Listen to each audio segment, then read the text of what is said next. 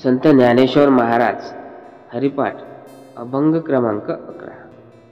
हरि उच्चारणी अनंत पापराशी जातील लयशी क्षणमात्र। तृण अग्निमेळे समरस झाले तैसे नामे केले जपतार। हरि उच्चारण मंत्रपय अगाध पळे भूतबाधा भिने याचे। ज्ञानदेव मने हरि माझा समर्थ न करावे अनर्थ उपनिषदा। हरिमुखे म्हणा पुण्याची गणना कोण करे। नंबर 1 बघा, भगवंताचे नामस्मरण केल्याने अनंत पाप नष्ट होतात। नंबर 2 जसं अग्नी तृणाला भस्मसात करते तसेच हरिनाम सर्व पापे नष्ट करतो। नंबर 3 हरिनामामध्ये विलक्षण शक्ती आहे, तो संकटे बाधा आणि अशुभ गोष्टी दूर करतो। नंबर 4 भगवंताचे सामर्थ्य इतके मोठे आहे की उपनिषदांचे ज्ञान सुद्धा त्यांच्यासमोर गौण आहे। नंबर 1 बघा, हरि उच्चारणी अनंत पापराशी जातील लयाशी क्षणमात्र।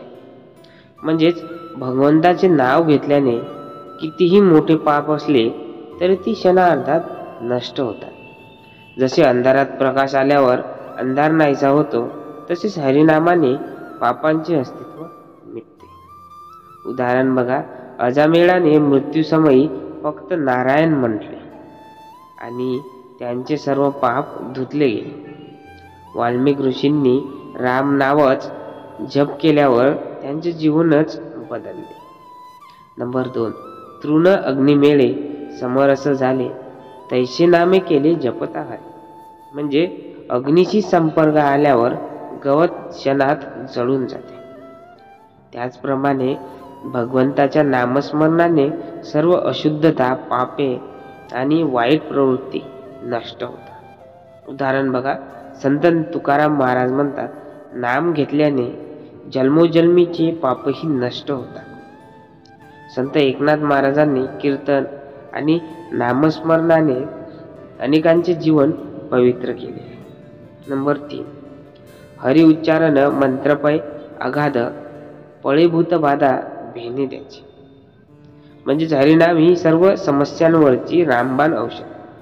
कोणती संकटे, वाईट प्रवृत्ती आणि मानसिक शारीरिक बाधा हरिनाम घेतल्याने नष्ट होतात। उदाहरणार्थ बघा, भक्त प्रल्हादाने विष्णूचे नामस्मरण केल्याने होलिका दहनात तो सुरक्षित राहिला। तुळशीदासांनी रामनामाच्या सामर्थ्याने अनेक संकटे पार केली। नंबर 4 ज्ञानदेव मने हरि माझा समर्थ न करावे अर्थ उपनिषदा। म्हणजेच भगवंताचे सामर्थ्य इतके विशाल आहे की उपनिषदांचे महाज्ञान देखील त्यांच्या पुढे गौण ठरते।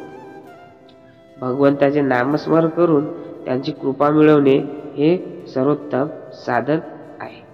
उदाहरण बघा, संत ज्ञानेश्वरांनी ज्ञानेश्वरीमध्ये सांगितले की उपनिषदांचे गूढ ज्ञान मिळवण्यापेक्षा नामस्मरण करणे सोपे आणि प्रभावी आहे।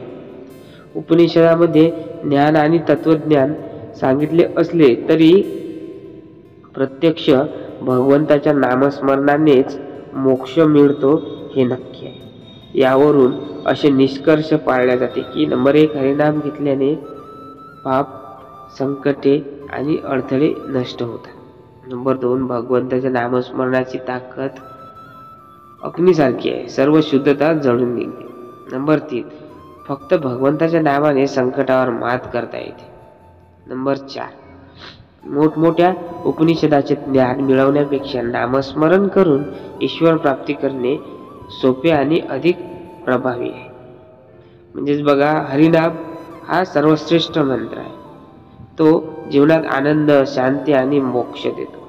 तर रामकृष्ण हरी मित्रांनो, व्हिडिओ आवडला असेल तर प्लीज चॅनलला सबस्क्राईब करा आणि साईडच्या बेल आयकॉनला नक्की दाबा मित्रांनो, आणि आपल्या मित्रांना नक्की शेअर करा जेणेकरून आम्ही जे पण व्हिडिओ टाकेल ते तुमच्यापर्यंत सगळ्यात आधी पोहोचेल। धन्यवाद।